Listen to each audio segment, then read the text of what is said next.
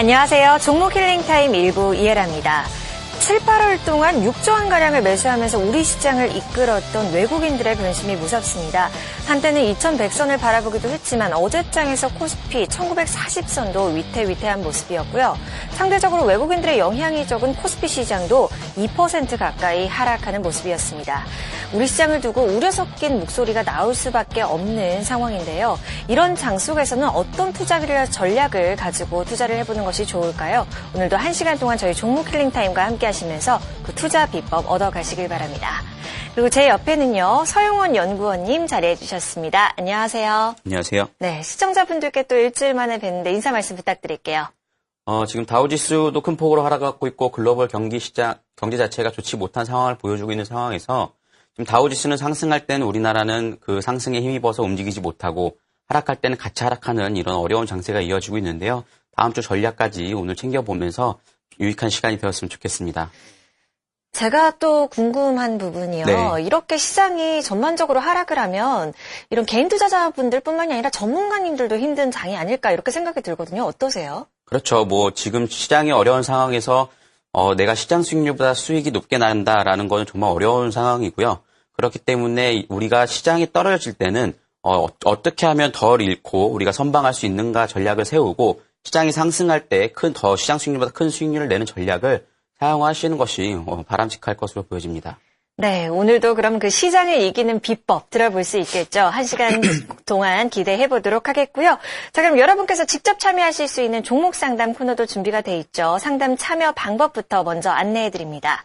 상담 참여는 전화와 문자 두 가지로 가능하신데요. 전화는 02377-0269번, 0279번으로 주시면 되겠고요. 문자는 샵 3772번으로 종목명, 비중 매수가 적어서 보내주시면 되겠습니다. 오늘도 많은 참여 기다리고 있겠습니다. 자, 그러면 첫 번째 코너로 바로 넘어가 보도록 하겠습니다. 지수를 알아보고 또 이 증시 동향도 알아보는 시간인데요. 금제 마켓 키워드 시간이죠. 자, 이번 주 유독 이 해외 이슈들이 굉장히 안 좋게 작용을 하지 않았나. 전반적으로 글로벌 시장이 별로 안 좋았던 것 같아요. 어떻게 보셨나요? 현재 시각으로 7일 날 IMF에서 글로벌 경제 전망치를 발표했는데 1월, 4월, 7월 그리고 이어서 발표를 했는데요. 지난 7월에 비해 하향 조정되는 모습을 보이면서 상당히 그때도 큰 폭으로 지수가 하락하는 모습이 보여졌습니다. 0.2% 하향 조정한 3.8% 발표를 했습니다. 7월 하향 조정은 미국의 자연재해로 인해서 1분기 GDP가 상당히 좋지 못한 흐름을 보여줬다라는 이유 때문에 하락하는 모습이 보여졌지만 이번 하락 원인을 살펴보면 유로존의 전반적인 경기 침체와 일본 시장의 회복 부진을 주요 원인으로 둘 수 있는데요. 네. 상세하게 주요 나라별로 좀 제가 말씀을 드리면 미국은 소폭 상승하는 흐름을 보여줬습니다. 그래서 2.2%, 일본은 0.7% 하락한 0.9%, 독일은 0.5% 하락한 1.4% 흐름을 보여줬습니다. 제가 좀 말씀드리고 싶은 거는 특히 유로존의 경우에 성장을 이끌었던 독일의 제조업이 크게 위축되는 모습을 이번 주에 보여주면서 IMF에서 독일의 제조업 위축이 유로존의 전반적인 침체 가능성을 제기하면서 상당히 큰 폭으로 하향 조정하는 모습을 보여줬고요. 네. 신흥국 경우에는 우크라이나 사태로 인해서 위축되는 발표를 하였습니다만 우리나라의 경우를 살펴보면 수출 감소로 인해서 우리나라도 역시 예상보다 안 좋은 흐름을 보여줬습니다. 하지만 IMF에서 발표할 때 우리나라에 대해서 언급을 할 때 내년에는 그래도 경제가 성장할 가능성이 있다라는 발언을 하면서 상당히 긍정적인 모습을 보여줬고요. 선진국은 비정상적인 통화 공급을 늘리는 선진국에 비해서 오히려 신흥국가가 더 좋았다라는 점을 살펴보시면 지금 비정상적인 통화 공급이 만약 중단이 되고 지금 테이퍼링이 지속된다면 그 자금들이 결국에는 신흥국가에서도 외국인의 자금으로 흘러나와가지고 전반적인 글로벌 침체를 갈 수 있다라는 점에서 이번 IMF 경제 동향을 유심히 살펴봐야 될 것으로 판단되고요. 지금 전반적으로 IMF에서 경제 동향을 하향 조정했기 때문에 당분간도 또 글로벌 시장이 전반적으로 어려워질 가능성이 있어 보인다라고 말씀드릴 수 있을 것 같습니다. 네, 이 독일의 제조업 위축 등으로 인해서 IMF에서 글로벌 경제 전망치를 하향하는 그런 발표를 했습니다. 하지만 우리 시장을 비롯한 이 신흥국 시장으로는 오히려 부정적인 시각보다는 조금 더 낫다, 긍정적으로 풀이가 될 수 있겠다라는 시선을 보여줬는데요. 그렇기 때문에 이 시점에서 이런 시장을 바라보는 전략이 더욱 중요하지 않을까 생각이 드는데요. 그렇다면 좀 주의 깊게 볼 만한 지표가 있었을까요? 네, 그리고 이후에 또 발표했던 OECD에서 발표한 경기 선행지수 발표했는데요. 이 또한 지금 4개월 연속 좀 위축되는 모습을 보여줬습니다. 현지 시각으로 8일 날 선행지수가 발표되었습니다. 지금 현재 소폭 하락이긴 합니다만 지금 4개월 연속이라는 점을 감안한다면 상당히 또 우려감을 감출 수 없는 모습을 보여주고 있는데요. 특히 OECD 경기 선행지수는 국내 시장에서 상당히 영향을 많이 미칩니다. 특히 외국인의 매매 동향과 상관관계가 상당히 높다라는 점, 그리고 전 세계 경제학자들과 각국 중앙은행의 총재들이 많은 기관들이 관심을 갖고 있다는 점에서 상당히 중요한 지표다라고 말씀드릴 수 있을 것 같은데요. 이번 발표된 수치 중 가장 우려감을 갖게 만드는 것은 지금 역시 일본과 독일이 아닌가라는 생각이 들고요.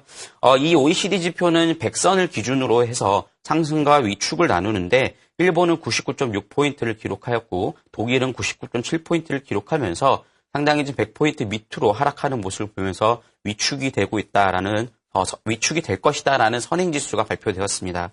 현재 글로벌 증시가 하락하고 침체된 이유를 살펴보면 역시 독일과 일본이 가장 큰 이유라고 볼 수 있을 것 같고요. 지금 아시아 시장은 그래도 선방을 하고 있다라는 점에서 살펴보면 중국 OECD 선행지수 발표는 상당히 상승하는 흐름을 오랜만에 상승하는 흐름을 보여주면서 98.9포인트, 그리고 한국은 양호한 모습의 흐름을 보여주면서 101포인트를 보여줬습니다. 이 발표를 본다면 상당히 의미 있는 지표다라고 볼 수 있을 텐데요. 오히려 지금 현재 침체되고 있는 모습을 보여주고 있다는 것은 결국엔 각국 은행에서 지금 경기 부양책을 더 적극적으로 해야 되는 것이 아니냐, 그리고 금리 인하를 단행해야 되는 것이 아니냐라는 자극을 주면서 오히려 좀 경기가 살아나는 전략으로 방판으로 삼아야 되지 않을까라는 생각이 듭니다. 네, 이 OECD에서 경기 선행 지수를 발표를 했는데 4개월 연속 위축되는 모습을 보여줬습니다. 가장 중요하게 살펴볼 그런 부분들이 독일과 일본이었죠. 100 아래로 발표가 되면서 상승보다는 위축 쪽에 가깝다라는 말씀을 해주셨는데, 그래도 이런 부분들이 오히려 각국에서는 뭔가 투과 정책을 더 활성화시키고 금리에 대한 그런 부분들을 조정할 수 있는 부분이기 때문에 오히려 경제에 미치는 영향은 조금 더 지켜봐야겠다라는 말씀까지 정리를 해주셨습니다. 자, 이렇게 두 번째 이슈를 살펴봤는데요. 여러 가지 지금 말씀을 들으면서 느낀 게 하락, 하향, 위축 이런 단어들이 많이 들린 것 같아요. 근데 그렇죠. 가장 또 크게 영향을 미친 거를 생각하면은 22 드라기 총재의 발언이 아니었나 생각하는데 어떻게 보셨나요? 네, 22 드라기 총재의 발언 이후로 좀 미국 시장이나 유럽 증시가 거의 1%, 2% 크게 하락하는 모습을 보여줬는데 유로존 경기 수장이 22 드라기 총재가 지금 워싱턴에 있는 브루킹 연구소에서 연설을 하는 것이 가장 이슈가 되면서 상당히 시장에 타격을 주었죠. 네. 그러면서 전반적인 내용을 살펴보면 상당히 좋은 이야기가 있었습니다. 내용은 경제의 미래 잠재력을 더 키우고 위기를 극복하기 위해서 지금 상당히 열심히 노력을 해야 된다. 네. 그리고 인플레이션을 올리기 위해서 적극적으로 통화 정책을 움직여야 한다라는 시장이 상당히 긍정적인 발언을 했습니다만 큰 폭으로 하락을 했습니다. 왜냐하면 드라기 총재가 경기가 위축되면 뭔가 어떤 행동을 취하겠다라는 내용을 집중하기보다는 현재 그만큼 드라기 총재가 얘기할 정도로 유로존 경기가 안 좋은 것인가라는 부담감이 작용을 하면서 좀 하락하는 모습을 보여줬고요. 과거의 드라기 총재의 발언들을 우리가 살펴보면 드라기 총재가 유로존이 좋지 못해서 경기 부양을 빨리 시행해야 된다라는 발언을 하면 시장에 상당히 긍정적인 영향을 주는 모습을 보여줬습니다만 어느 정도 이제 드라기 총재의 발언이 약발이 떨어진 게 아닌가. 오히려 이렇게 얘기할 정도로 지금 유로존이 상당히 안 좋은 것인가라는 이야기가 나온 상태에서 그때 독일의 지표도 상당히 좋지 못한 흐름을 보여주면서 지금 전반적으로 글로벌 증시가 지금 위협을 받고 있는 모습을 보여주고 있습니다. 특히 어제 또 상당히 다우지수와 유럽 지수가 큰 폭으로 하락하는 모습을 보여줬고, 너무 많이 내렸어요. 네, 독일 지수도 상당히 2% 이상 하락하는 모습을 보여주면서 지금 전반적으로 글로벌 침체를 가는 것이 아닌가라는 나오고 있는데요. 여러분들께서 지금 역시 우리나라 코스피 지수도 같이 동반 하락하는 모습을 보여줬습니다만 지금 어느 정도 지금 이야기가 나오는 것들이 코스피 지수가 바닥을 찍은 게 아니냐라는 이야기가 나오고 있는데요. 제가 좀 조심스럽게 말씀을 드리자면 제가 지난주에 좀 조정이 예상된다라고 말씀드렸는데 제가 아직까지는 좀 바닥권이다라고 좀 예측하기는 좀 어려울 것으로 판단이 되어지고 혹시나 좀 바닥권이라 생각이 들어서 여러분들께서 우리나라 수출주 중심으로 저가 매수 기회를 삼아봐야겠다라고 생각하시는 분들이 있을 텐데 그런 거는 좀 위험한 발상이다라고 생각이 들고요. 어느 정도 좀 반등 구간에 놓여 있을 때 좀 참여하셔도 늦지 않겠다라는 말씀을 드릴 수 있을 것 같습니다. 네, 이 드라기 총재의 발언으로 인해서 오히려 유럽 시장에 대한 의구심과 불안감이 커진 한 주가 아니었나 생각이 드는데요. 우리 시장도 이번 한 주 동안 굉장히 많은 이런 낙폭을 보였습니다. 하지만 이런 낙폭, 과대한 그런 측면에서 접근을 적극적으로 매수하기에는 아직까지 조금 무리가 있다는 말씀으로 정리를 해주셨는데요. 그렇다면 다음 주 또 우리가 살펴볼 이슈는 어떤 것들이 있고 어떻게 대비를 해봐야 되는지 궁금하거든요. 네. 지금 뭐 글로벌 증시 자체가 좋지 못한 흐름을 보여주고 있고, 뭐 지금 경기가 좋지 못하다고 말씀이 많이 나오고 있는데, 그런 것들은 저희가 어떻게 해결할 수 있는 일이 아니지 않습니까? 네. 그래서 제가 여러분들께 말씀드려야 될 것은 우리나라 시장을 어떻게 대응을 해야 되는가를 좀 말씀드려야 될 것 같은데요. 지금 이번 주 심재윤 금융위원장이 10월 중에 주식시장 활성화 정책을 내놓겠다라는 발언을 하면서 그래도 우리나라의 시장에 기대감이 좀 실리는 모습입니다. 주식시장 활성화 대책은 현재 지금 국정감사가 끝나는 대로 지금 월 말에 구체적인 방안이 나올 것으로 생각이 들고요.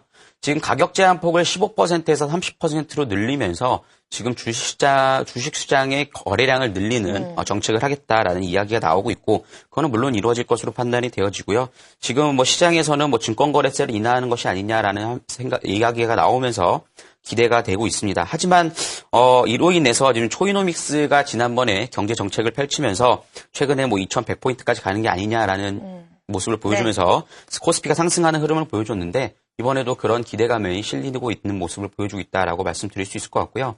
하지만 증권거래세에도 좀 말씀을 드려야 될 것 같은데, 증권거래세 인하에 대해서 좀 섣부르게 좀 판단하기보다는 지금 최경화 부총리는 좀 반대하는 입장을 펼치고 있습니다. 정부 입장에서는 지금 증권거래세를 하락시킨다면 세수 부족 자체가 일어날 수 있기 때문에 좀 반대하는 모습이 이루어지기 때문에 증권거래세에 대해서는 조금 우리가 좀 조심스럽게 살펴봐야 될 것으로 판단하고요. 하지만 뭐 이뿐만 아니라 여러 가지 지금 이슈들이 많이 발표될 가능성이 있기 때문에 지금 최근 들어서 증권주들을 살펴보시면 지수 하락폭만큼 증권지수가 하락하지 않는 모습을 보여주고 있습니다. 그렇다는 것은 결국에는 증권시장 활성화 정책이 발표가 된다면 증권주들 중심으로 좀 상승하는 흐름이 나타날 수 있다라는 점을 여러분들께 좀 말씀드릴 수 있을 것 같고요.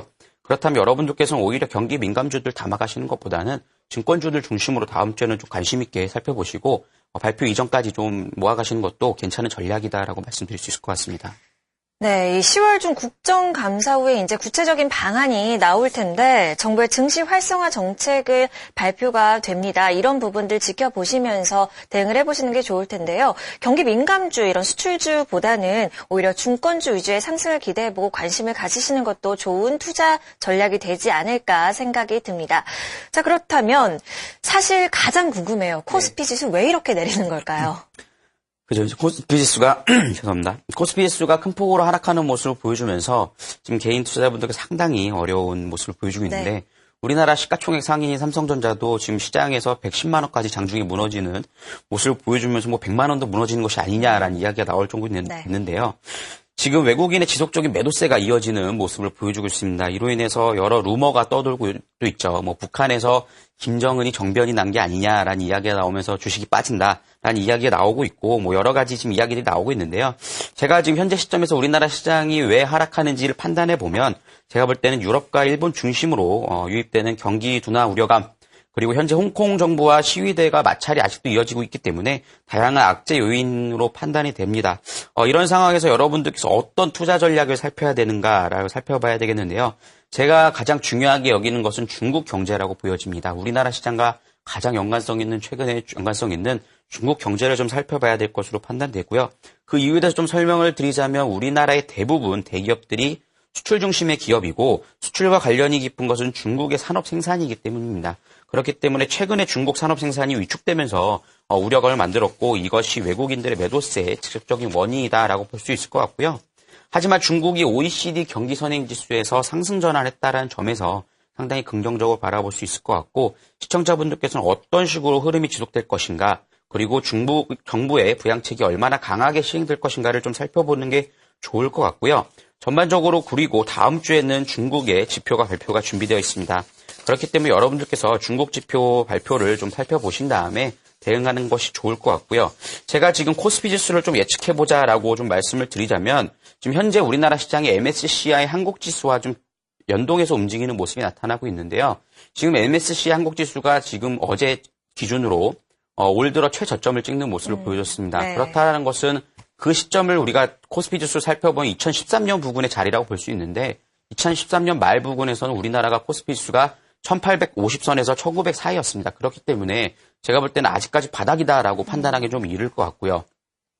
지금 다음 주 여러분들께서 전략을 세우실 때 살펴보면 지금 다음 주 전략을 살 때 외국인의 매도세가 선물에서 나올 것인가 안 나올 것인가를 판단하면서 지금 외국인의 선물 매수세가 들어온다면 어느 정도 바닥에서 반등이 나올 가능성이 있어 보이지만 지금 선물의 매도세가 이어진다면 우리나라가 1980선에서 1900선까지도 빠질 염려가 있기 때문에 좀 조심스러운 대응을 하셔야 될 것으로 보여집니다. 제가 말씀 듣다가 네. 이렇게 생각이 난 부분인데요. 이렇게들 말을 하잖아요. 쉬는 것도 투자라고요. 네, 그렇죠. 어떻게 생각하세요? 그런 부분에 대해서는? 맞습니다. 지금 여러분들께서 지금 지수가 빠질 때 굉장히 여러분들이 좀 여러 개인들의 심리가 어떠냐면 내가 좀 지수가 빠질 때 굉장히 내동매매를 많이 하게 됩니다.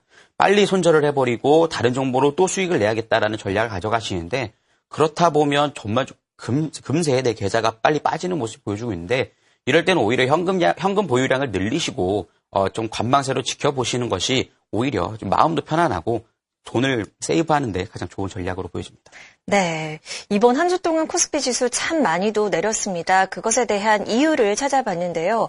유럽과 이런 일본 쪽의 경기 둔화 그리고 홍콩 시위 같은 그런 문제도 영향을 주었겠지만 아무래도 중국 경제가 아니었나라고 설문 연구원님께서 이렇게 말씀을 해주셨는데요. 이런 말도 있더라고요. 유럽 경제가 기침을 하면 중국 경제가 중국 시장에 감기가 걸린다 이런 그렇죠. 얘기를 하는 것만큼이나 우리 시장에 많은 영향을 준다는 이야기인데 아무래도 중국 경제 부분을 굉장히 중요하게 보시는 만큼 이 중국 경제 시장이 어떻게 돌아가는지 그런 부분들 확인하시고 대응 전략을 세우시는 게 중요하겠다라는 생각이 듭니다. 자, 그렇다면 쉬는 것도 투자다라고 말을 했지만 그 속에서도 틈새를 또 찾아보는 시청자 여러분들이 계실 것 같거든요. 네. 어떤 종목 위주로 공략을 해보면 좋을까요? 그죠. 이제 좀 어떤 주로 공략해야 되는가를 살펴봐야 되는데 제가 아까 전에 좀 말씀드렸듯이 올해 말에는 제가 볼 때는 좀 증권주에서는 좀 상승 흐름이 나와주지 않을까라는 생각이 듭니다. 지금 코스피 대비 좀 하락폭이 좀 적었고 그리고 어느 정도 반등 구간에 놓여있을 가능성이 있다. 그리고 정부 정책에 의해서 수혜를 입을 가능성이 있기 때문에 대형주 중심에서는 증권주 정도를 살펴보시는 게 좋을 것 같고요. 지금 중국 관련주에서 화장품주들이 많이 상승하는 흐름 보여줬습니다만 어느 정도 고점에 왔다라는 점에서 지금 추격 매수라는 건 좀 위험성이 있어 보이고요. 당분간은 제가 볼 때는 코스피 지수에 연동해서 움직이는 종목들보다는 매수주, 중소형주를 공략하시는 게 좋을 것 같고요. 제가 좀 의아한 점이 좀 생각나는 것이 이번 시장을 좀 살펴볼 때 코스피 지수가 하락하고 코스닥 지수가 하락하는 모습을 보이긴 합니다만 지금 전반적으로 제가 볼 때는 좀 더 하락해야 되는 것은 코스닥 지수가 더 하락해야 된다고 판단이 되어지는데 네. 왜냐하면 코스닥 지수에서 대부분의 기업들이 실적이 좋지 못하기 때문에 네. 저는 오히려 코스닥 지수가 더 하락할 것이다라고 보여졌습니다. 하지만 지금 상황에 봤을 때 코스닥 지수가 좀 어느 정도 지금 지지하고 있는 모습을 보여주고 있다는 것은 결국에는 코스닥 중심에서 지금 지수가 좋지 못하기 때문에 대형 자금의 매집이 들어오고 있다는 점을 볼 수 있을 것 같고요. 여러분들께서 다음 주 전략을 세워나가실 때는 개별주 중심으로 매집이 잘 된 종목들, 그런 종목들을 공략하신다면 충분히 좋은 수익을 가져갈 수 있지 않을까 생각이 듭니다. 네, 이 당분간에는 코스피 지수에 연동해서 움직이는 종목군보다는 내수주나 중소형주 위주로 접근을 해보자는 말씀까지 들어봤습니다. 이렇게 금주의 마켓 키워드 이슈들 살펴봤습니다. 잠시 후에 뵐게요.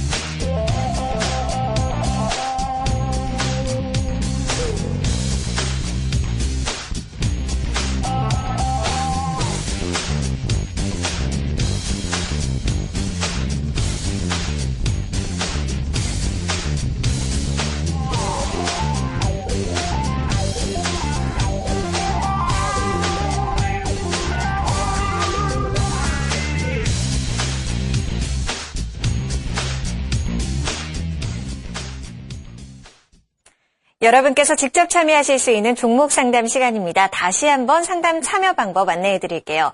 참여는 전화, 문자 두 가지로 가능하신데요. 전화는 02377-0269번, 0279번으로 주시면 되겠고요. 문자는 샵 3772번으로 종목명, 비중, 매수가 적어서 보내주시면 오늘도 탄탄한 종목 상담 도와드리도록 하겠습니다. 종목 상담을 본격적으로 시작해 보기 전에요. 서영원 연구원님께서 종목 상담을 하실 때 특별히 쓰시는 노하우가 있으시잖아요. 오늘도 안 들어볼 수가 없겠죠? 네. 지금 저희가 좀 말씀을 드릴 때마다 대형 자금의 매집이 얼마 돼 있냐가 가장 중요하다라고 말씀드리는데 지금 주식시장에서 개인 투자자분들께서는 뭐 시장을 변화시킬 수는 없습니다. 그렇기 때문에 우리가 대형 자금 등 위에 타서 같이 날아가야 되지 않을까라는 생각이 네. 들어서 차트를 보면서 좀 자세하게 설명을 드리도록 하겠습니다. 지금 차트 화면을 보시면 지금 C큐브라는 차트를 띄워드리고 있는데요. 네. C큐브는 지난 금요일 날 상한가에 안착하는 모습을 보여줬습니다. 물론 뭐 기업의 이슈가 좀 있긴 했었습니다만 상한가에 가는 이유에 대해서 좀 설명을 드리자면 지금 저희가 지금 빨간색 선으로 보여주고 있는 것이 피포스라는 대형 자금의 매집 지표라고 보시면 되고요. 파란색 선 밑에 보이는 화면상에 잘 보이지 않습니다만 좀 올려보도록 하겠습니다. 밑에 보이는 파란색 선이 에스포스라고 개인들의 심리라고 보시면 됩니다. 그러면 대형 자금이 매집을 하기 위해서는 개인들의 심리를 밑으로 하방으로 찍어 누르면서 매도를 하게끔 만들고 그 매도 물량을 대형 자금이 매집을 하면서 주가를 횡보시키는 모습이 나타나다가 결국엔 거래량이 터지면 이런 식으로 상한가가 크게 나오는 종목들이 나오겠는데요. 네. 과거의 지표들을 지속적으로 쭉 당겨보면 지속적으로 P포스는 상승하고 S포스는 하락하는 모습이 나타나는 점에서 이런 식으로 대형 자금이 매집이 잘 되어 있는 종목들을 여러분들께 좀 소개를 해드리고 종목 진단을 해드린다면 앞으로 좀 미래의 주가가 어떻게 움직일 것인가를 어느 정도 예측하기 가능하기 때문에 많은 종목 진단 요청하시면 좋을 것 같습니다. 네, 매집 차트를 활용한 상담 노하우 잘 들어봤습니다. 한 종목 한 종목 상담하실 때마다 이 노하우를 적용하신다고 하니까요. 시청자 여러분들께서 찬찬히 살피시면서 이런 부분 고려해 보시면 좋을 것 같다는 생각이 듭니다. 자, 그럼 종목 상담 바로 시작을 해보죠. 일단 문자 종목부터 한 종목 살펴보고 갈게요. 8895님께서 보내주셨고요. 기아차를 가지고 계십니다. 59,600원에 60% 큰 비중으로 가지고 계시는데 정말 분석이 필요할 것 같습니다. 꼭 분석해 주세요라고 보내주셨는데요. 많이 하락을 해 있는 상태입니다. 기아차는 어떤 전략을 가지고 지금 이 시점에서 대응을 해보는 게 좋을지 저도 궁금하네요. 네, 뭐 기아차도 대형주죠. 대형주기 때문에 뭐 썩 좋다라고 말씀드릴 수는 없겠습니다만 제가 볼 때는 그래도 매수가에서 지금 많이 하락을 하는 모습을 보여줬었는데 그래도 잘 버티셨다라고 생각이 들고요. 지금 비중이 좀 많으세요. 일단 비중을 좀 줄이시는 전략을 좀 하는 것이 좋을 것 같고요. 지금 기아차가 현대차가 지금 그 현전부지를 인수하면서 상당히 큰 폭으로 하락하는 모습을 보여줬는데 같이 하락하는 모습을 보여줬죠. 하지만 현대차와 기아차는 좀 상황이 다르다라고 좀 말씀드릴 수 있을 것 같고요. 기아차는 현대차와 좀 다르게 미국 시장에서 지금 신차 효과가 상당히 좀 이루어지고 있으면서 실적 개선이 이루어지지 않겠느냐라는 기대감이 실리고 있습니다. 그렇기 때문에 뭐 카니발, 소렌토 뭐 이런 것들이 신차가 좀 나오면서 상당히 좀 기대감이 이어지고 있다는 점에서 최근에 좀 반등하는 모습이 나타나주고 있죠. 그리고 차트를 보면서 좀 자세히 설명을 드리자면 지금 수급적인 부분에서 외국인도 3거래일 연속으로 들어오고 있다라는 점을 상당히 우리가 긍정적으로 꼽아볼 수 있을 것 같고요.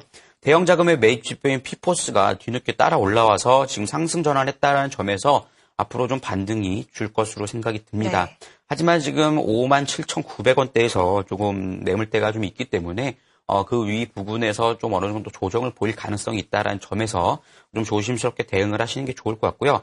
제가 볼 때는 58,000원, 58,000원 부분에서 어느 정도 물량을 좀 줄이시고 재차 가져가시는 게 좋지 않을까라는 생각이 듭니다. 58,000원이요? 네, 그리고 지금 현재 단기적으로 반등 가능성이 있지만 지금 좀 단기적인 좀 악재 이슈가 좀 존재합니다. 기아차에서 홀로 지금 노조 파업이 이루어졌기 때문에 노사 파업이 좀 단기적으로 이루어진다면 또 재차 주가가 하락할 가능성이 있기 때문에 그 뉴스에 좀 민감하게 반응을 하시면서 살펴보시면서 대응을 해야 되지 않겠는가라는 생각이 듭니다.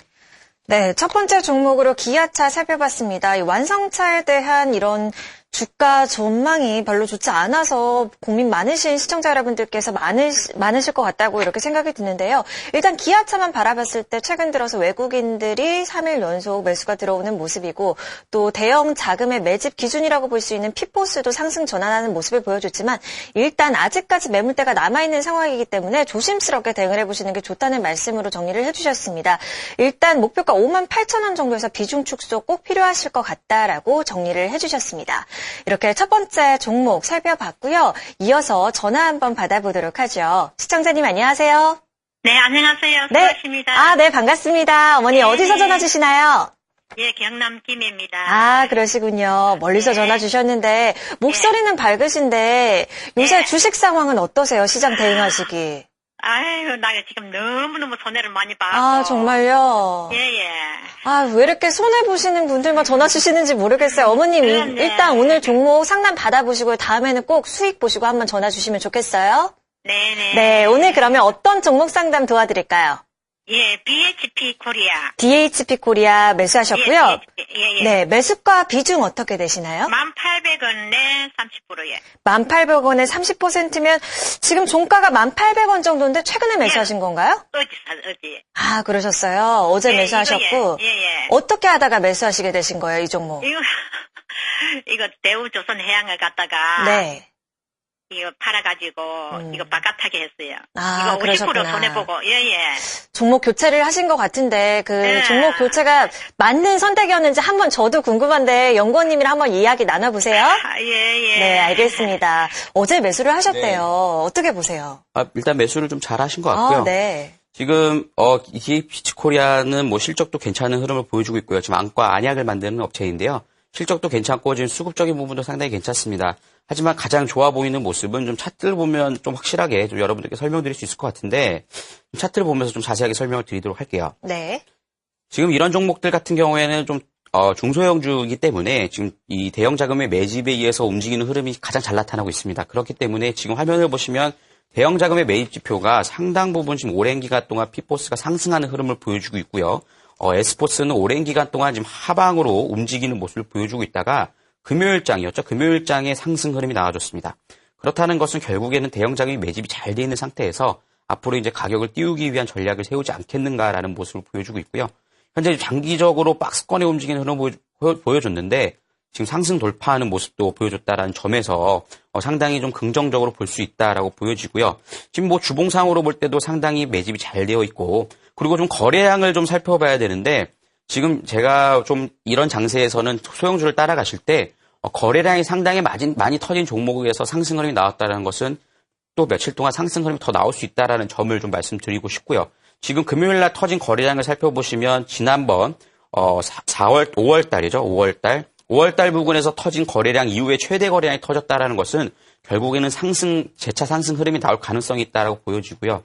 하지만 월요일 장세에서 제가 볼 때 대형 자금이 매집이 잘 되어 있기 때문에 어느 정도 좀 눌림목과 흔들림을 줄 수도 있습니다. 그렇기 때문에 그런 것들에 너무 좀 흔들릴 필요성은 없어 보이고 제가 볼 때는 한 9,800원, 890원 정도 손절 라인을 잡으시고 대응을 하시면 9,850원 정도요. 네. 손절 라인을 잡고 대응을 하시면 재차 지금 N파동 형태로 반등이 나올 가능성이 있어 보이니까요.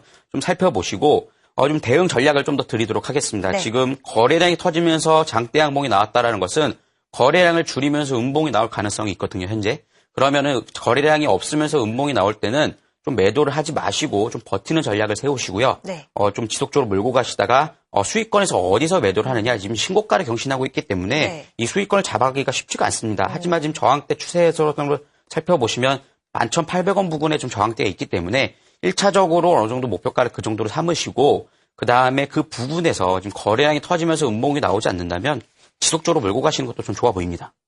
네, 이렇게 대우조선해양에서 조금 손해를 많이 보시고 종목 교체를 하셨는데 일단 연구원님께서는 잘 매수를 하셨다고 하셨거든요, 어머님. 네. 네, 더 궁금하신 부분 있으실까요? 그러면 이걸 제가요, 네. 중장기로, 장기는 안 해도 중기를 발휘하거든요. 네네. 그런데 중기로까지 나누면 괜찮을런지 좀 여쭤보세요. 네, 이 종목 자체가 지금 현재 뭐 급등을 하는 추세 자체가 각이 높지가 않기 때문에 좀 안정적으로 가져가셔도 괜찮을 것 같습니다. 네, 알겠습니다. 어머님 또 궁금하신 부분 있으시면 전화 주시기 바랍니다. 네, 고맙습니다. 네, 감사합니다. 네. 자, 이렇게 첫 번째 전화 종목으로 DHP 코리아 살펴봤습니다. 일단 실적과 수급도 좋은 모습인데 차트상으로도 더욱 좋은 모습이 보여지고 있다고 말씀해 주셨습니다. 대형 자금이 잘 매집이 된 상태에서 박스권 상승 돌파를 시도하고 있다는 점을 긍정적으로 풀이해 볼 수 있을 것 같은데요. 일단 목표가는 신고가를 경신해 나가는 과정이기 때문에 1차 목표가 11,800원 정도로 잡으시면 될 것 같고요. 손절가는 9,850원으로 정리를 해 주셨습니다. 자, 이렇게 첫 번째 전화 받아봤고요. 이어서 다음 전화 받아보도록 하겠습니다. 시청자님 안녕하세요. 네, 여보세요? 네, 안녕하세요. 네, 안녕하십니까? 네, 어떤 종목 상담 도와드릴까요? 제가 현대건설을 네, 6월 초에 네, 54,100원하고 54,400원에서 평균나가 54,400원이었는데 네, 네, 이 시를 두 번 했거든요. 네. 그래가 65,500원 됐어요, 지금. 네, 지금 평균 단가가 한 65,000원 정도 되는 거군요. 그렇죠. 네, 그래서 지금 현재 보니까 네. 지금 55,000원을 지탱하면서 이게 좀 조금씩 올라오고 그 자리를 지탱해 줄 건지 네. 그게 궁금하고 그래서 또 장기 목표가하고 네. 중기 목표가를 좀 알고 싶어가지고요. 네, 알겠습니다. 지금 말씀을 들어보니까 이렇게 조금씩 이렇게 모아가신 것 같은데 비중이 좀 크시겠어요? 예. 어느 정도 되나요? 80%요. 80% 큰 비중으로 가지고 계십니다. 현대건설 6월 초에 매수하셨고요. 장기 목표가, 중기 목표가 이렇게 나눠서 진단을 해달라고 말씀해 주셨는데 저희가 도와드리겠습니다. 자세히 얘기 한번 나눠보세요.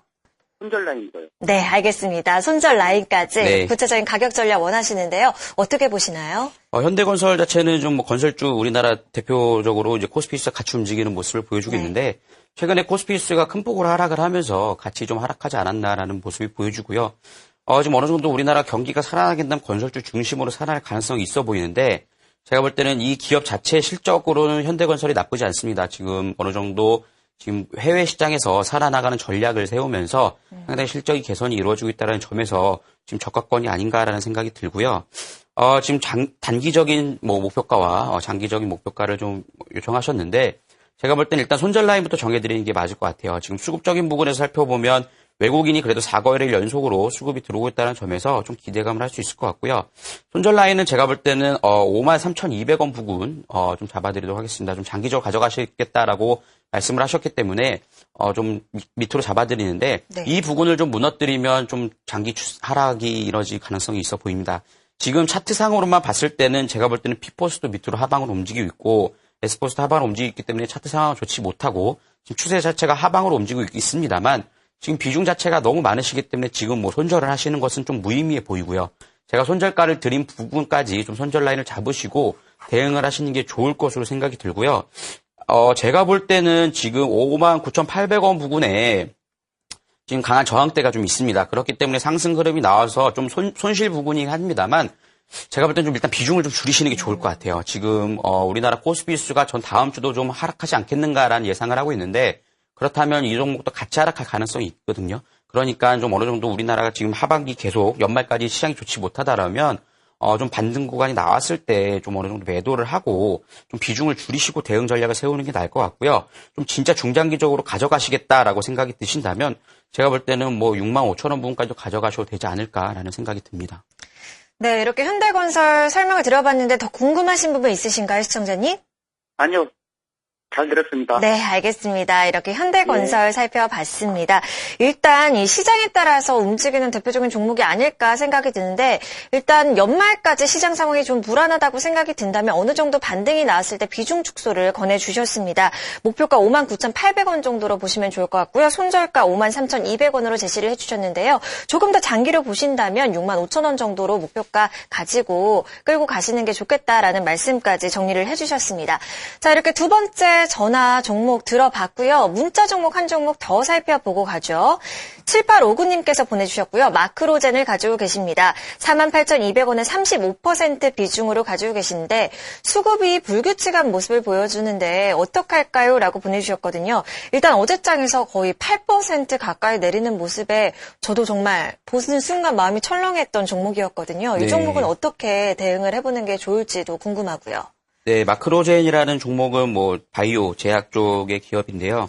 지금 어느 정도 유전자 이식과 이런 것들을 개발하는 업체입니다. 근데, 유전체 분석의 수혜를 볼 수 있다라는 리포트가 나오면서 상당히 좀 여러분들께서 많이 좀 관심을 갖는 모습을 보여주고 있는데, 제가 볼 때는 그런 뉴스도 물론 좋습니다만, 이 종목은 좀 차트상으로 대응을 하시는 게 좋지 않을까라는 생각이 듭니다. 네. 지금 차트를 보시면 과거에, 지금 살펴보시면, 마크로젠이 현재 지금 과거로 제가 좀 땡겨봤을 때, 이때 급등하기 직전에 좀, 차트 상황을 살펴보면 P포스는 옆으로 횡보하는 모습을 보여주고 있고, 네. S포스는 P포스보다 좀 더 하락하는 모습을 보여주고 있습니다. 이렇다는 것은 매집이 잘 되어 있기 때문에 이때 급등이 가능했다라고 보여지고 있는데요.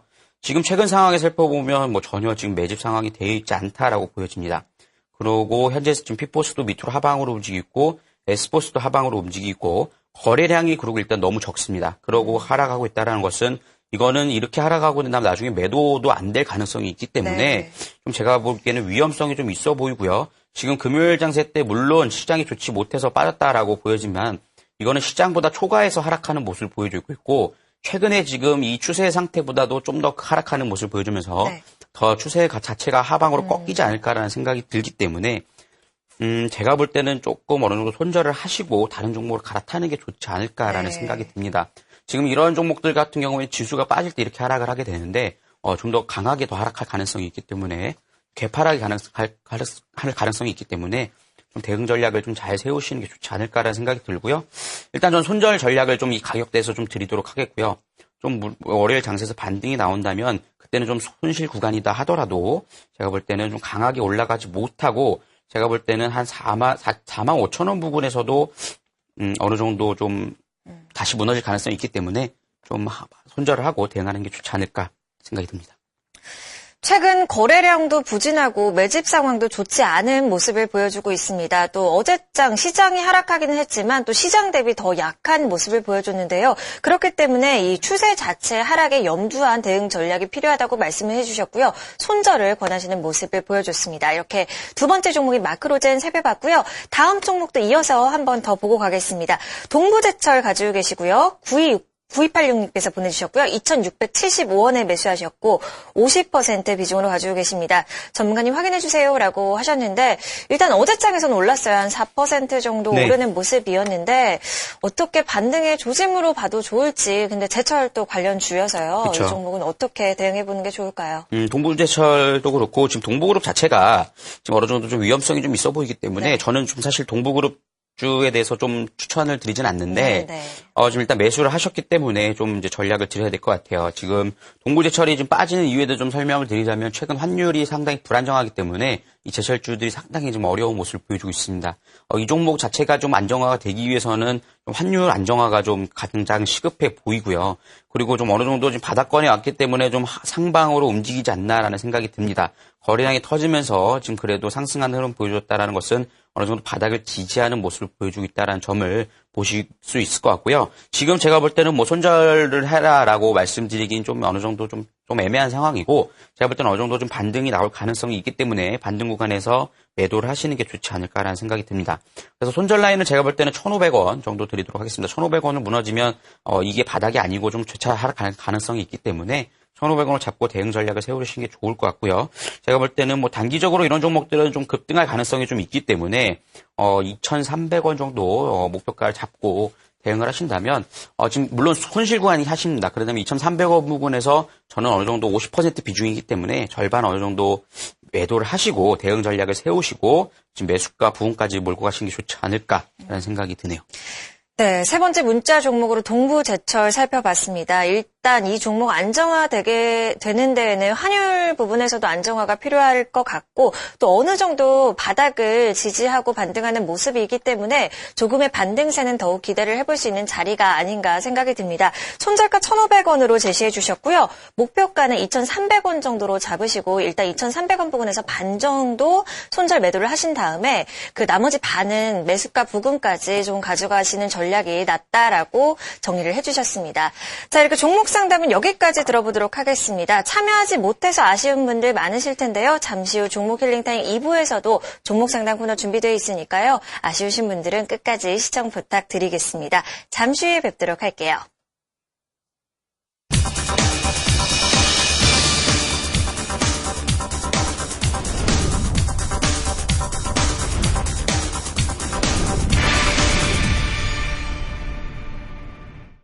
네, 이번 코너는 종목의 발견 시간입니다. 다음 주 또 대응해보고 접근해볼 수 있는 종목들 미리 알아보는 시간인데요.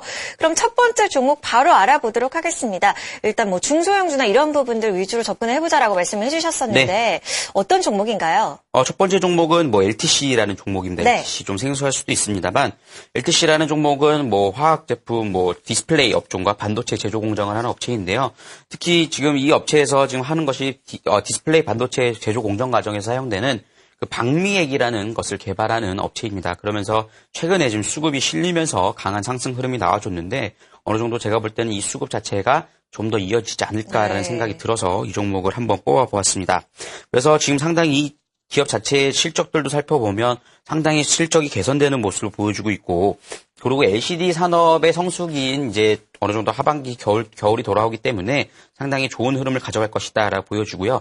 최근에 중국과 대만을 중심으로 수출이 이루어진다는 점에서 어느 정도 내년까지도 상당히 실적이 좋아지지 않을까라는 생각이 들어서 이 종목 뽑아봤고 그에 비해서 상당히 PER이 상당히 저평가되어 있다라는 점을 또 우리가 확인해 볼 수 있을 것 같습니다. 그래서 이거를 반증하는 모습을 보여주면서 기관들의 매도세가 이어지고 있고 금요일 장세에서는 외국인들도 함께 매수를 하면서 상당히 좋은 흐름을 가져가는 모습을 보여주고 있습니다. 차트를 보면서 좀 더 자세하게 설명을 드리도록 하겠습니다. 네.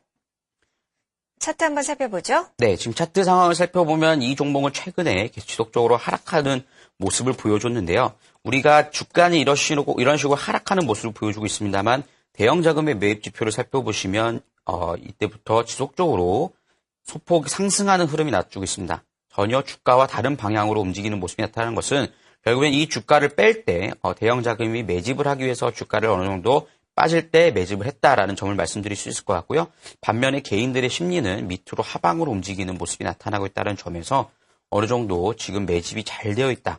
그리고 이제 거래량, 이제 변동성을 실어주면서 상당히 지금 거래량이 의미 있는 거래량이 터졌죠. 제가 아까도 말씀드렸듯이 의미 있는 거래량이 터졌을 때 우리가 따라가서 매집이 잘 된 종목은 따라가서 수익을 내야 된다라고 말씀드렸는데 거래량이 터지면서 지금 상당히 지금 관심을 갖게 되었고 이때 에스포스가 함께 따라 올라오면서 지금 상당히 큰 폭으로 상승하는 보여줬습니다만 바로 재차 대형 자금이 개인들의 심리를 다시 찍어 누르면서 다시 매집 패턴을 보면서 전고점을 돌파했다라는 점이 다음 주에는 좀 상승 흐름이 나와주지 않을까라는 점을 말씀드릴 수 있을 것 같습니다. 그래서 여러분들께서 좀 이 종목에 대해서 관심을 가져보시는 것이 좋을 것 같고요. 목표가는 16,800원 드리도록 하겠고요. 손절가는 14,200원 잡고 대응을 하신다면 충분히 좋은 수익을 가져갈 수 있을 것으로 보여집니다. 네, 첫 번째 종목으로 LTC 살펴봤습니다. 디스플레이 반도체 제조 공정 업체인데요. 최근 수급이 실리면서 상승이 이어지고 있는데 이런 상황이 계속 이어질 것으로 보셨습니다. 또 의미 있는 거래량과 함께 전고점을 돌파하는 좋은 모습이 보여지고 있으니까요. 다음 주 좋은 흐름 기대해 볼 수 있지 않을까 생각이 듭니다. 목표가 16,800원 제시해 주셨고요. 손절가는 14,200원으로 대응해 보시면 좋을 것 같습니다. 첫 번째 종목 살펴봤는데요. 두 번째 종목도 이어서 들어보겠습니다. 어떤 종목일까요? 네, 두 번째 종목은 제가 이제 증권주를 하나 가져왔습니다. 네. 증권주 좀 우리가 관심을 가져보자라고 제가 아까 시황 말씀드릴 때 말씀드렸는데 그 증권주들이 지금 정부 정책에 상당히 수혜를 입을 가능성이 있어 보이기 때문에 이게 어느 정도 다음 주 바로 간다라고 말씀드릴 수는 없겠습니다만 하반기에 지금 연말에 좀 상당히 상승 흐름이 나와주지 않을까라는 생각이 들고요. 지금 증권주들이 상당히 지난 분기에 많은 인원 감축을 하면서 실적이 개선되는 모습을 보여주겠다는 점에서 상당히 좋은 흐름을 가져가고 있다라고 보여지고요. 교보증권은 상당히 지금 주가가 하락하는 모습을 보여줬을 때 상당히 선방하는 모습을 보여줬습니다. 그렇기 때문에 어느 정도 매집이 잘 되어 있기 때문에 선방을 하지 않았는가라고 보여지고요. 수급적인 부분도 역시 지금 받쳐주고 있다라는 점을 살펴볼 수 있을 것 같습니다. 그래서 차트를 보면서 자세히 설명을 드리자면 이 종목 역시 지금 대형 자금이 매집이 잘 되어 있다라고 판단할 수 있을 것 같습니다. 지금 지속적으로 P포스는 상승하는 흐름을 보여주고 있고요. 지금 화면상에 자꾸 잘려서 나오는데 S포스는 지금 밑으로 보시면 하방으로 하락하는 모습을 보여줍니다. 그렇다는 것은 결국에는 주가가 S포스가 하방으로 움직이니까 박스권을 횡보하고 있는데 어느 정도 좀 쉬어가는 모습이 아닌가라는 보여주고 있고 P포스가 밑으로 빠지지 않는 한 재차 지금 상승할 가능성이 있어 보입니다. 거기에 따라가 또 정부 수혜도 이슈도 함께 받쳐주기 때문에 좋은 수익을 가져갈 수 있을 것으로 보여지고 있고요. 지금 목표가는 13,300원, 손절가는 11,300원 정도 드리고 대응하시면 좋을 것 같습니다.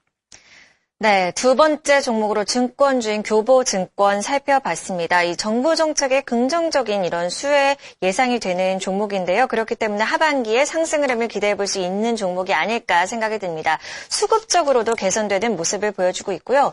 또 이런 인원 감축이나 이런 부분들을 조정을 하면서 개선된 재무 구조를 또 보이고 있다는 점도 참고를 하시면 좋을 것 같습니다. 차트상으로도 아주 좋은 모습 보여주고 있는데요. 목표가 13,300원 제시해 주셨고요. 손절가는 11,300원으로 대응을 해보시면 좋은 전략이 될 것 같습니다. 두 번째 종목 교보증권까지 살펴봤고요. 마지막 종목은 어떤 종목일까요? 네, 마지막 종목은 일지테크라는 종목인데요. 일지테크라는 종목은 자동차 프레임, 금형을 생산하는 업체입니다. 그래서 현대차의 부품을 납품하는 업체인데 지금 현대차 완성차 업체는 상당히 좋지 못한 흐름을 가져가고 있는 반면에 지금 부품 업체들은 상당히 좀 좋은 흐름을 가져가고 있다는 점에서 좀 우리가 관심 있게 살펴봐야 되지 않겠는가라고 보여지고요.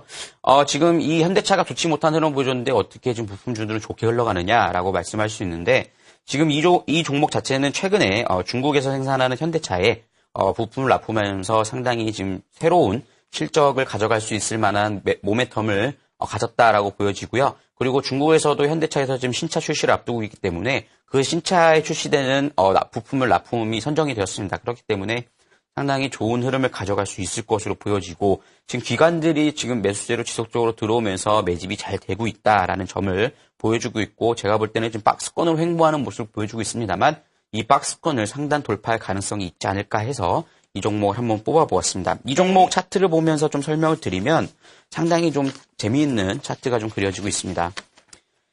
지금 일단 제가 선을 그려놨는데요. 세로 선을 그려놨는데 죄송합니다. 그거를 살펴보기 이전에 지금 피포스와 에스포스 먼저 살펴보고 가도록 하겠습니다. 네. 피포스와 에스포스는 지속적으로 피포스는 상승하고 있고 에스포스는 당연히 하락하는 모습을 보이고 있습니다. 지금 잘려서 나오는데요.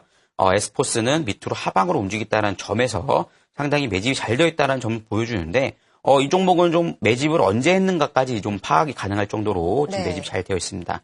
지금 제가 세로선을 그어놨던 것은 어떤 것이냐면 거래량이 유독 솟아있는 캔들에다가 제가 선을 그어놨는데요. 그 선들을 살펴보면 모두 장대 양봉이라는 것을 확인할 수 있습니다. 거래량이 실리면서 이렇게 상승 흐름이 그쵸. 보여졌거든요. 네. 그리고 반면에 조정을 보일 때는 거래량을 줄여나가고 재차 거래량이 터지면서 매집을 하고 거래량을 줄여나가고 이런 그리고 캔들 자체가 상당히 크게 움직이는 것이 아니라 조그맣게 움직이면서 지금 매집이 조정을 보이고 있다는 것은 그런 전략은 대형 자금 매집이 잘 되어 있지 않는 한 그런 식으로 매집이 되기가 쉽지 않거든요.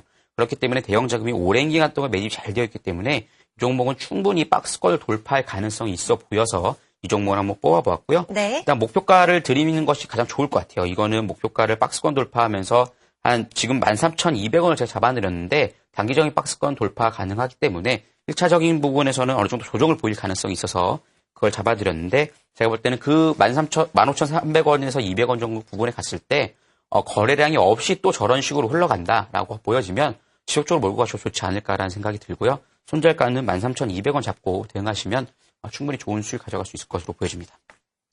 네, 세 번째 종목으로 일치테크 살펴봤습니다. 자동차 부품 제조업체인데요. 일단 최근 들어서 완성차의 주가 흐름은 부진한 반면에 이런 부품 관련한 업체들은 상반된 주가 흐름을 보여주고 있습니다. 그 속에서 또 찾아볼 수 있는 종목이 아닐까라고 생각이 드는데요. 기관 수급도 개선이 되고 있고 안정적인 재무 구조를 갖추고 있습니다. 또 차트상으로도 박스권 돌파를 기대해볼 수 있는 자리가 아닐까라고 말씀해 주셨는데요. 목표가 15,200원에서 15,300원대에서 이 거래량 살펴보시면서 대응해 보시는 게 좋을 것 같고요. 손절가는 13,200원으로 정리를 해주셨습니다.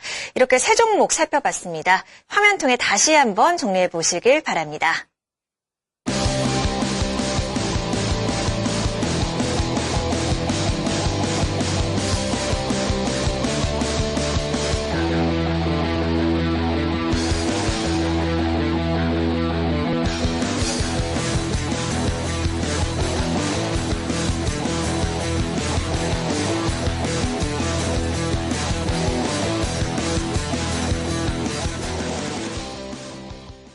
날씨가 점점 추워지고 있는데 마음과 그리고 몸이 따뜻해질 수 있는 그런 종목들과 내용으로 오늘도 1시간 동안 찾아봤습니다. 아쉽지만 종목 힐링타임 1부는 여기서 인사드려야 할 것 같고요. 2부에서도 같은 내용 이어지니까요. 또 끝까지 시청해 주시면 감사하겠습니다. 잠시 후에 뵙도록 하겠습니다. 함께해 주신 여러분 고맙습니다.